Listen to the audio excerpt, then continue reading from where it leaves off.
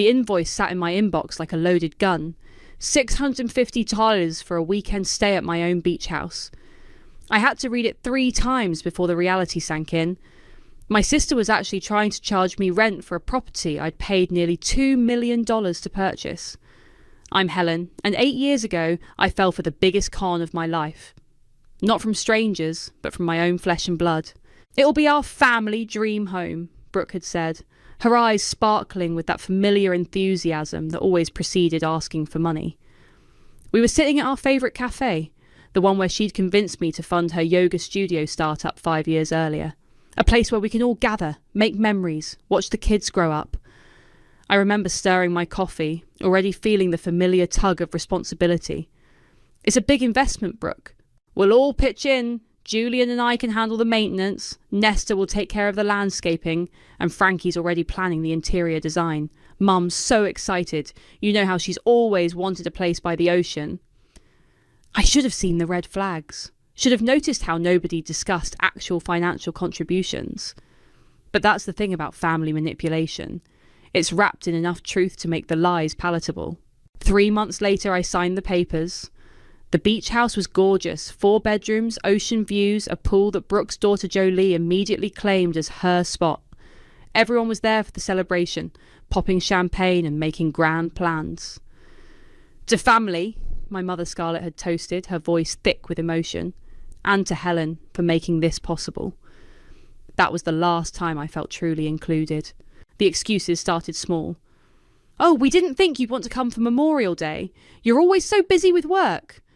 Or, "Jolie's friends booked the house for spring break months ago. Didn't Brooke tell you?" I buried myself in my real estate business, telling myself it was fine. Family shares, family understands. Until last week, when I finally put my foot down. "I'd like to use the beach house next weekend," I texted Brooke. "Just for 2 days. 3 hours later, the invoice arrived. Room rental, $650. Cleaning fee, $100. Security deposit, $200. My phone buzzed. A text from Brooke. "We need to keep things fair. Everyone pays their share when they use the house." I pulled up my financial records. Every mortgage payment, every insurance premium, every property tax bill, paid from my account. The new deck Nesta had surprised everyone with last summer. My credit card. The professional cleaning service Brooke insisted on. My monthly subscription. "Fair," I whispered to my empty home office. The word tasted like ash. My phone buzzed again. A group chat message from Brooke. "Beach house pool party this Saturday. Jolie's swim team celebration. Everyone welcome." Below it, rapid fire responses. "Count us in." Frankie, bringing my famous guac. Nestor. Perfect timing. Julian just got a new grill. Mum. I wasn't explicitly uninvited. I never was. They'd just learned that scheduling things when I had major client meetings was the easiest way to keep me out without having to be the bad guys. I opened my laptop and began typing a response to Brooke's invoice. My fingers hovered over the keys. 8 years of swallowing my pride, of being the responsible one, the dependable one, the one who could always be counted on to understand. Another text from Brooke. "Don't forget to send the payment before Friday if you want to use the house. We're trying to keep everything professional." Professional. Right.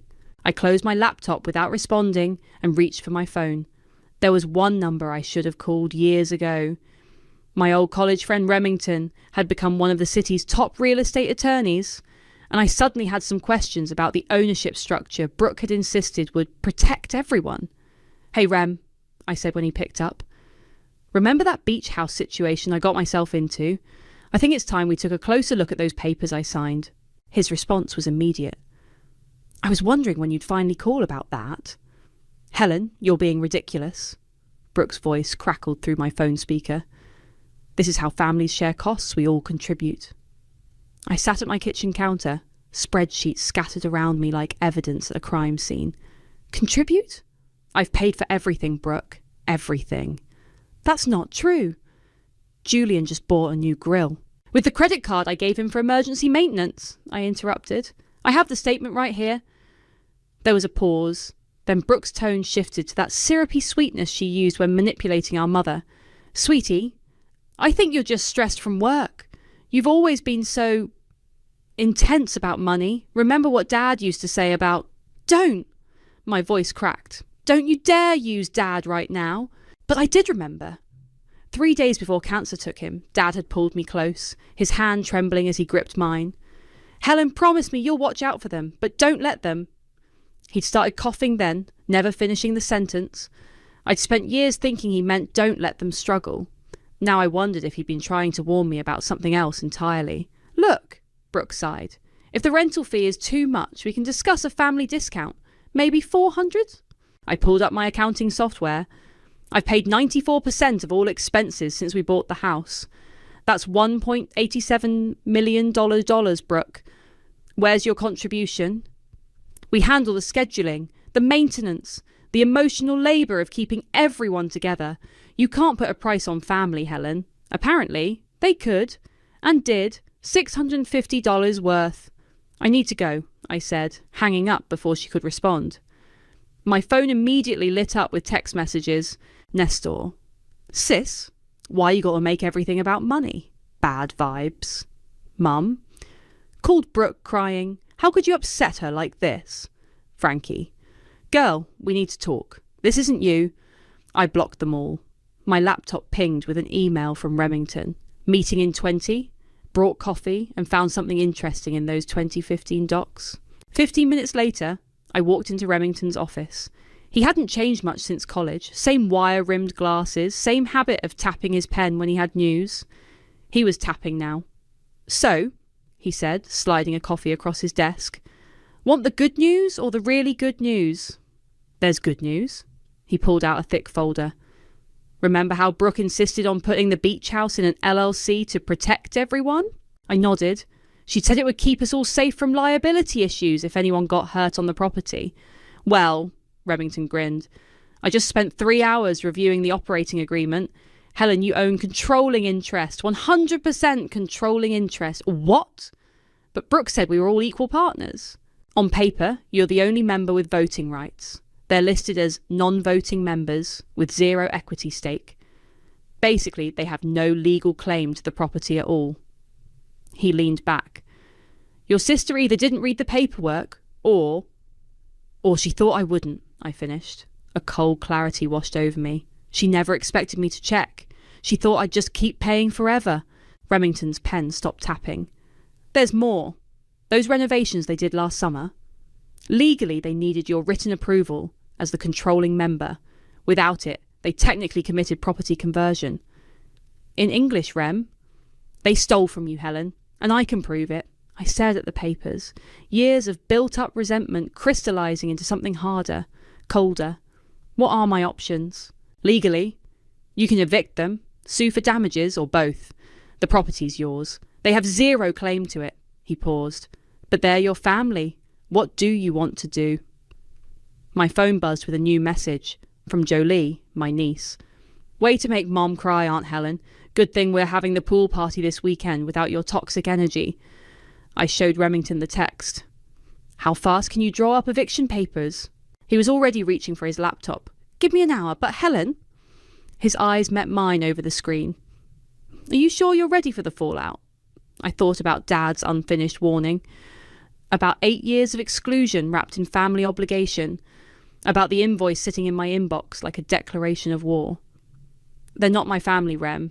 They're just people who've been stealing from me for 8 years. I stood up, straightening my jacket.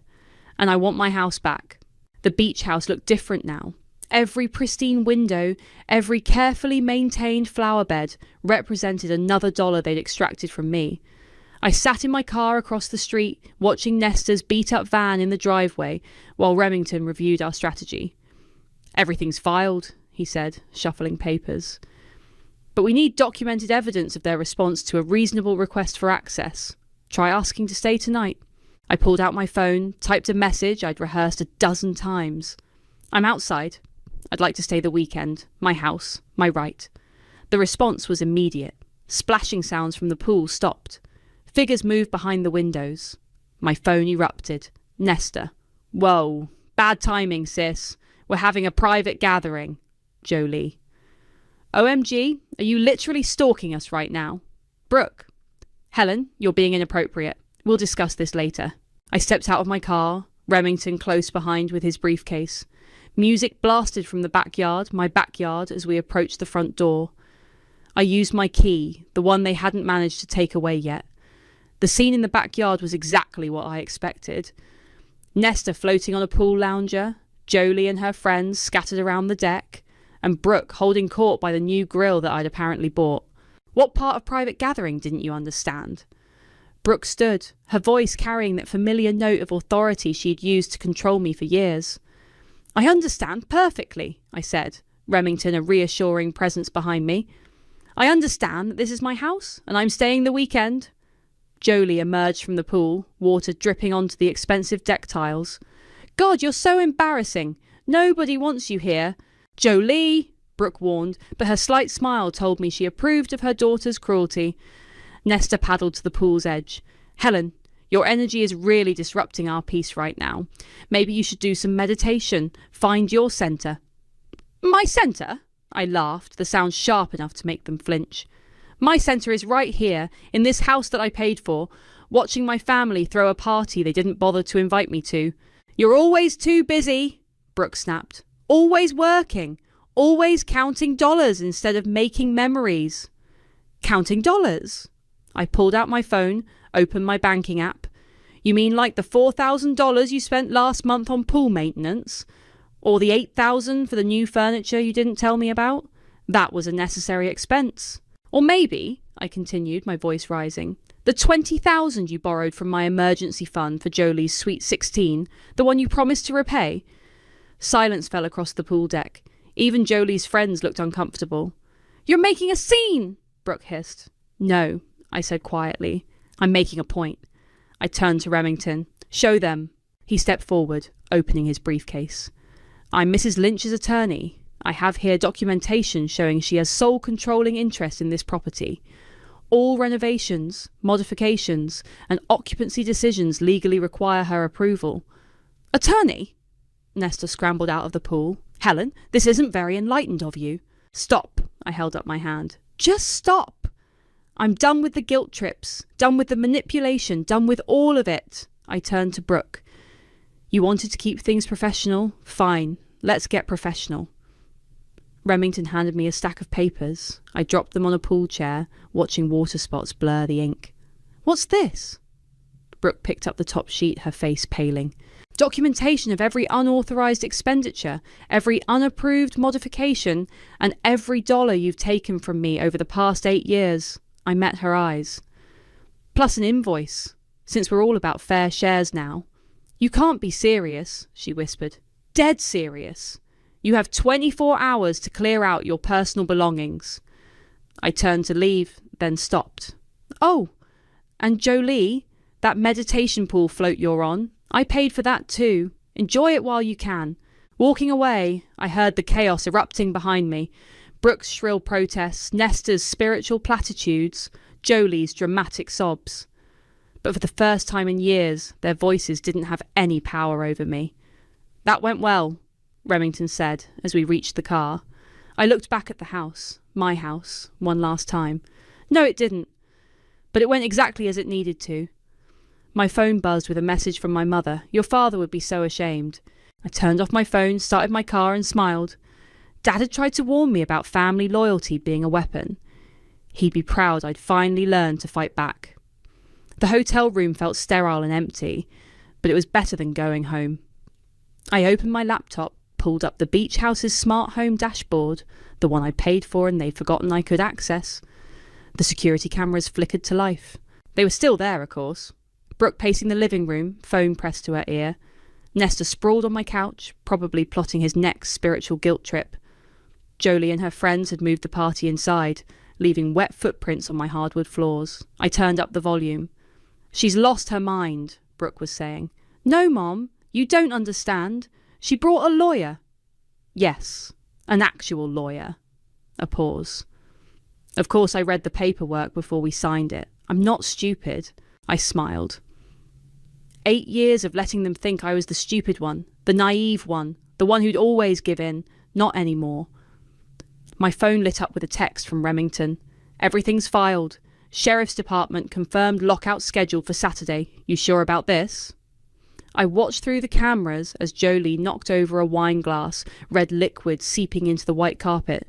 Nobody moved to clean it up. I'm sure, I texted back. The next few days, I worked from the hotel, keeping the security feeds open on my second monitor. It was like watching a reality show where I finally knew the plot twist. Wednesday, they threw another party. Bigger this time, as if defying my authority. Thursday, Brooke brought in her own lawyer, who left looking frustrated after 2 hours. Friday, they started moving things, expensive things, my things. I picked up my phone. Hello, police. I'd like to report theft in progress at my property. The officers arrived within 20 minutes. I watched through the cameras as Brooke tried to charm them, watched her face fall when they asked for proof of ownership. But we're family, she kept saying, as if that explained everything. They made them put everything back. Every borrowed painting, every borrowed piece of furniture. I saved the footage, sent it to Remington. That night, I accessed the smart home controls, turned the heat up to 80 degrees, changed the Wi-Fi password, set all the lights to strobe slowly, just enough to be annoying. Small things, petty things. But after 8 years of being invisible, it felt good to remind them I existed. At 3 a.m, my phone rang. Nestor. The house is haunted, he slurred, clearly drunk. There's negative energy everywhere. The spirits are angry. No, I cut in. I'm angry. And I'm not a spirit, I'm the owner. Get out of my house. Friday night, I watched them pack. Watched Brooke instruct Jolie to take pictures of every room for evidence. Evidence of what? How well they'd maintained a house they'd stolen from me? A memory surfaced. My 35th birthday 3 years ago. I'd driven to the beach house, hoping to surprise them. They were all there, taking family photos on the deck. I'd stood in the driveway, watching through the window as they posed and laughed. "Oh, Helen," Brooke had said when she finally noticed me. "We didn't think you'd come. You're always so busy." They'd never added me to the photos. My phone buzzed. A series of texts. Brooke, "You're making a huge mistake." Nestor, "The universe will remember this betrayal, sister." Mum, "Please, Helen, let's talk about this like family." Jolie, "I hate you. I actually hate you." I opened the smart home app one last time, set all the TVs to play a single message on repeat. Checkout time, noon tomorrow. Then I typed out a single response to all of them. Family doesn't steal from family. See you at the lockout. I closed my laptop and leaned back in my hotel chair, exhausted but calm. Tomorrow the sheriff would arrive. Tomorrow they'd finally understand what it felt like to be locked out. My phone buzzed one last time. A text from an unknown number. Just heard what happened with the beach house. Ready to talk about what Brooke did 8 years ago? I froze, recognizing the area code. Aubrey, my former best friend. The one who disappeared after that business deal with Brooke went bad. The one secret I'd never uncovered. I stared at the message, fingers hovering over the keyboard. Some truths you think you're ready for until they're staring you in the face. Tomorrow, I typed back, after the lockout. First, I had a family to evict. Then finally, I'd learned just how deep Brooke's betrayals really went. The sheriff's cruiser pulled up behind my car at exactly noon. I watched my family through the living room windows, still acting like they owned the place, still believing I wouldn't go through with it.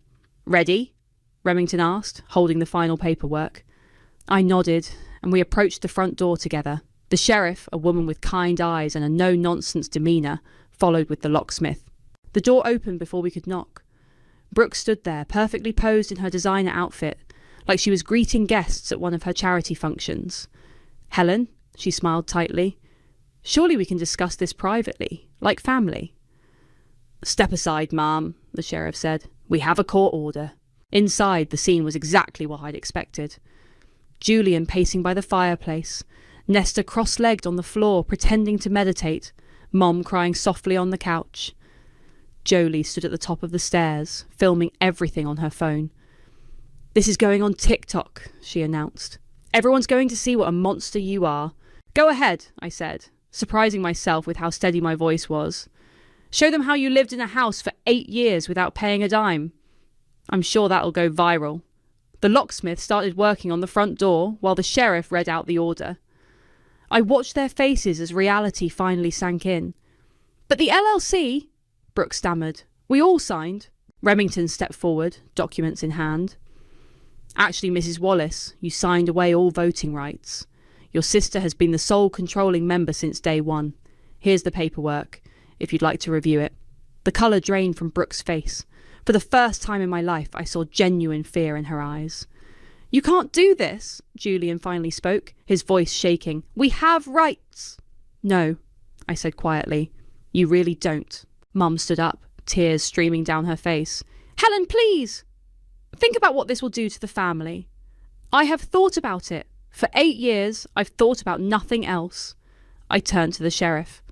They have 30 minutes to collect essential personal items. Everything else can be claimed next week with proper supervision. This is karma, Nestor declared, finally opening his eyes. The universe will make you pay for this negative energy. Karma? I laughed. Karma is watching you all finally face consequences. Karma is standing here while you realise that every signature, every document, every legal detail you thought you could ignore is coming back to haunt you. 15 minutes, the sheriff announced. They scattered like startled birds, grabbing photos and electronics. Jolie ran to her room, slamming the door. Brooke stood frozen, staring at me like she was seeing a stranger. The trust fund, she whispered. What Aubrey told you? We'll discuss that later, I cut her off. Much later. The locksmith finished with the doors, handing me new keys. The sound of them jingling in my hand was sweeter than any music. 5 minutes. Mom made one last attempt, clutching my arm. Your father would never have wanted this. I gently removed her hand. Dad tried to warn me about you all. I just didn't understand until now. Finally, they stood on the driveway, a sad collection of hastily packed bags at their feet. The sheriff posted the final notice on the door while the locksmith changed the garage code. This isn't over, Brooke said, but her voice had lost its power. It is, I replied. It really is. They left one by one. Nestor in his van, Julian and Jolie in their SUV, Mum in her sedan. Brooke was last, standing by her car, mascara streaking her cheeks. We're your family, she tried one last time. No, I said. You're just people who took advantage of someone who wanted a family so badly she let herself be stolen from for 8 years. I watched them drive away, their cars disappearing around the corner. The sheriff nodded respectfully before leaving. Remington squeezed my shoulder and headed to his car. Standing alone in my driveway, I finally let out the breath I'd been holding for 8 years. My phone buzzed. Aubrey again. Saw them leave, ready to tell you what really happened with that trust fund. I looked at my house, truly mine now, and typed back, Come over. It's time I learned everything. The truth was coming, and for the first time, I wasn't afraid of it. I had nothing left to lose and everything to gain. I walked inside, closed the door, and listened to the beautiful sound of silence in my empty house. Aubrey looked exactly the same as she had 8 years ago, down to the nervous way she twisted her silver rings. We sat on my newly reclaimed patio, watching the waves crash against the shore. I should have told you sooner, she said, clutching a coffee mug. I couldn't face it. Couldn't face you. Tell me now. She pulled out a folder, weathered and worn, like she'd carried it for years. Remember that investment opportunity Brooke brought us?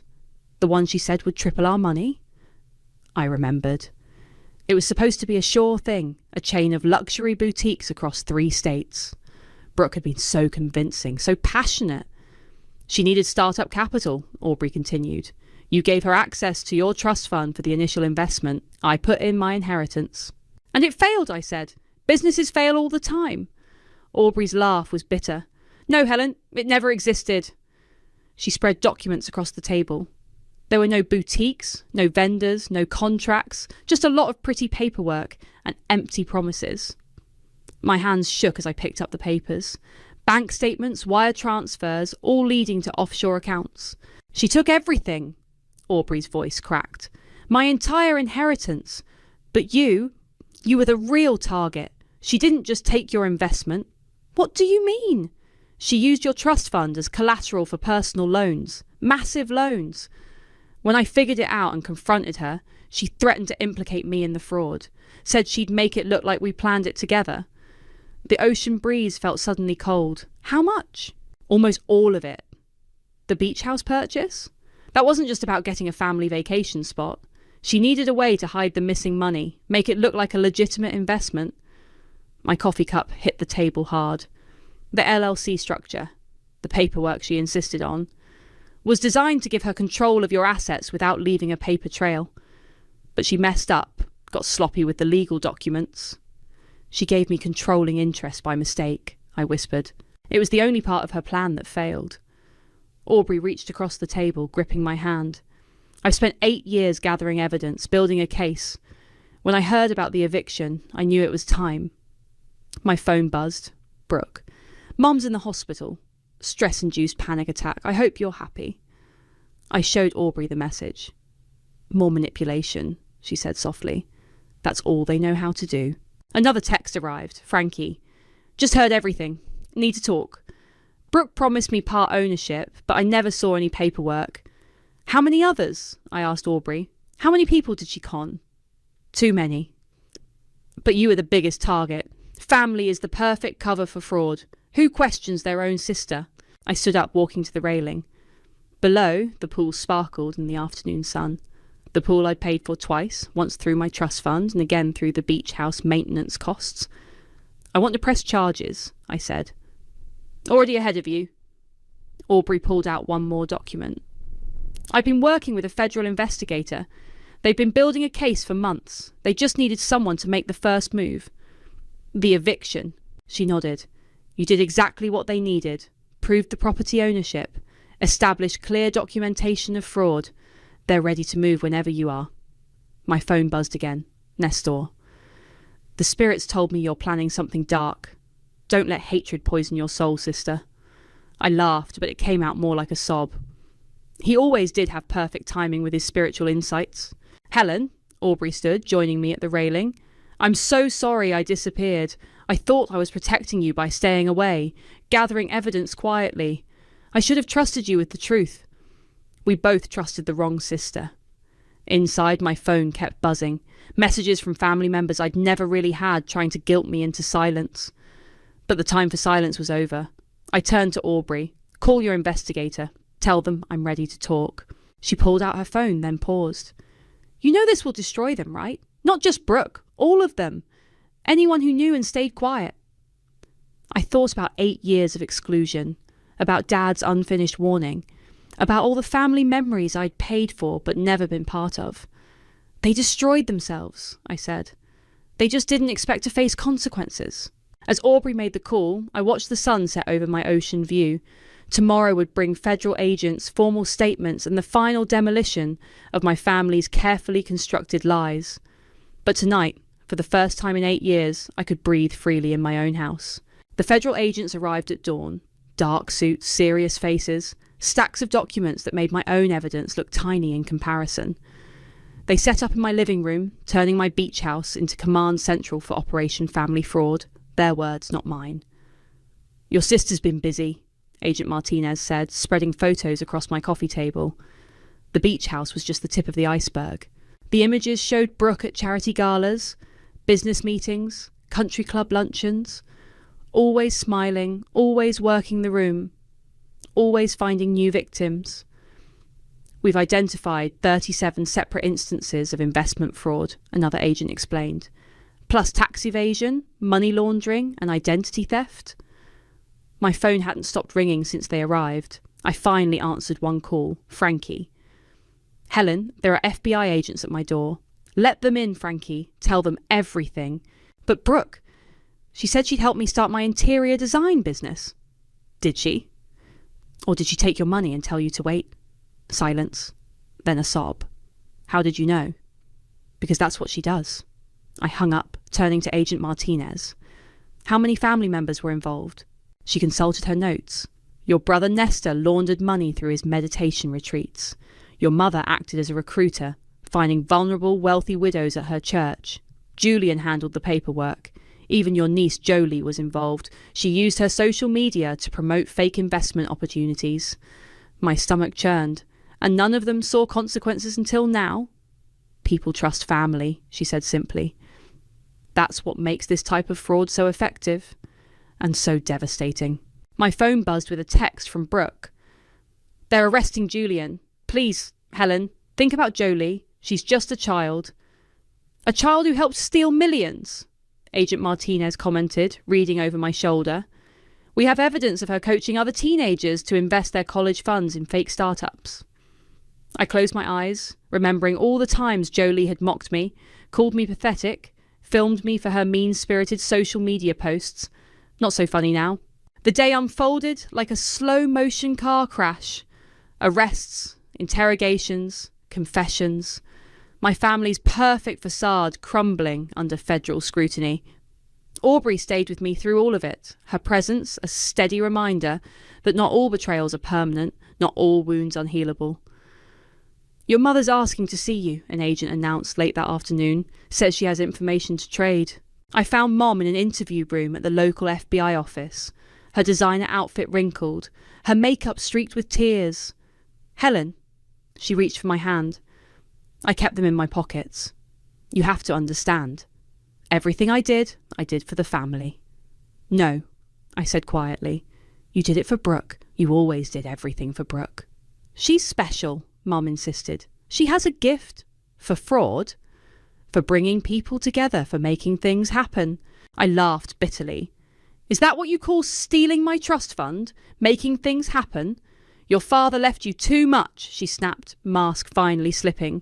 It wasn't fair to the others. We were just redistributing things, making them equal. By stealing? By lying? By surviving? She slammed her hand on the table.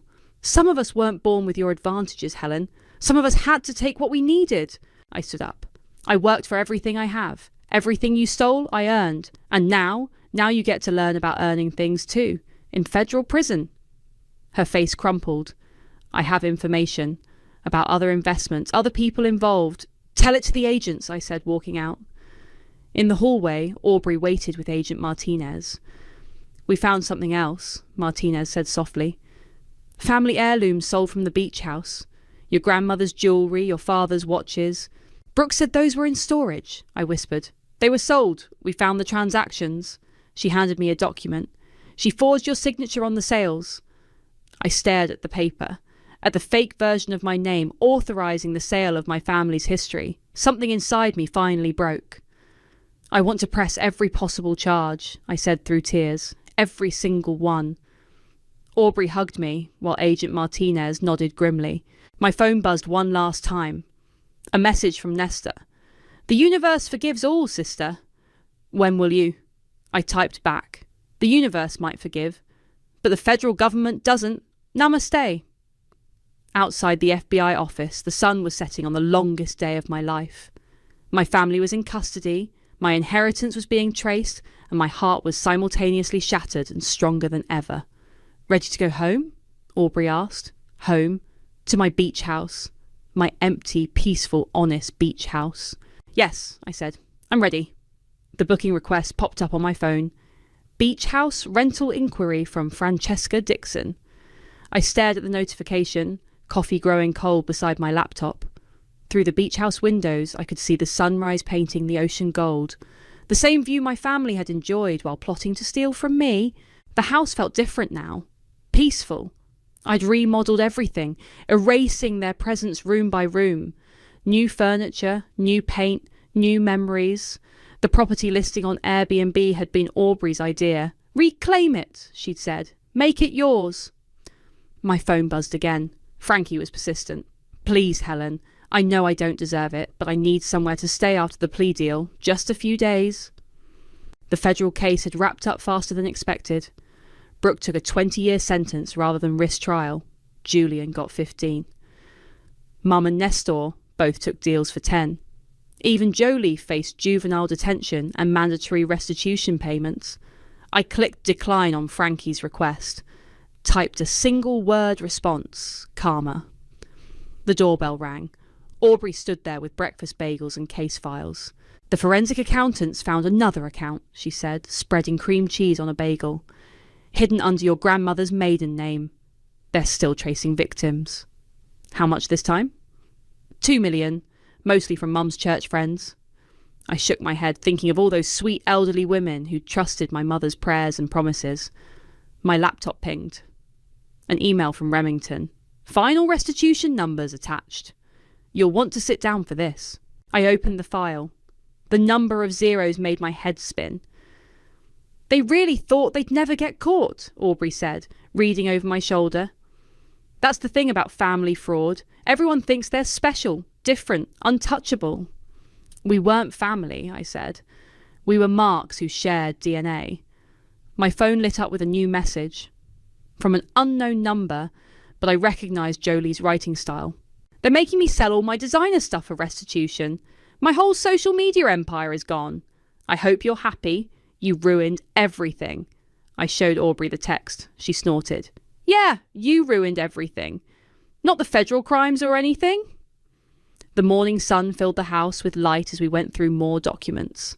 Victim statements, impact reports. The full scope of my family's deception laid bare in black and white. Another booking request popped up. Beach house rental inquiry from Scarlett Lynch. My mother, using her real name this time, bold. Helen, please. I'm being released to house arrest. I have nowhere to go. Delete. Block. Breathe.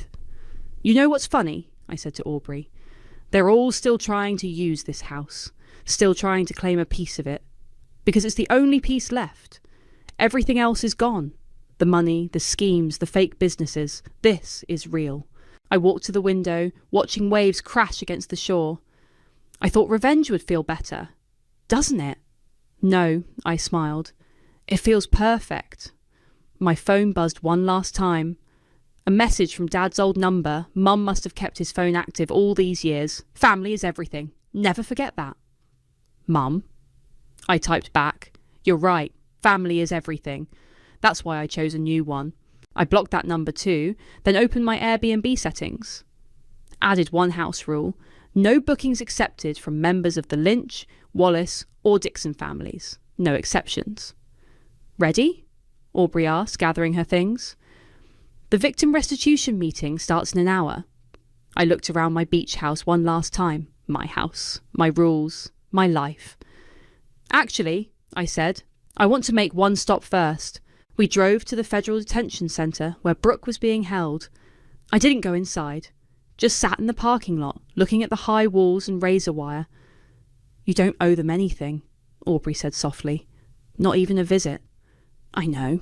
I started the car. I just needed to see it. To know it's real. Back at the beach house that evening, I sat on my deck watching the sunset. My phone was quiet.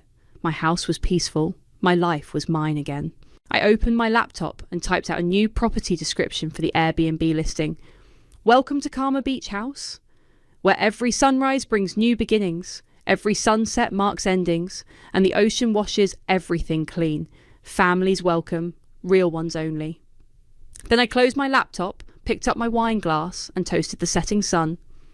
Some families are born, some are chosen, and some are better left to federal prosecutors. I had finally chosen mine.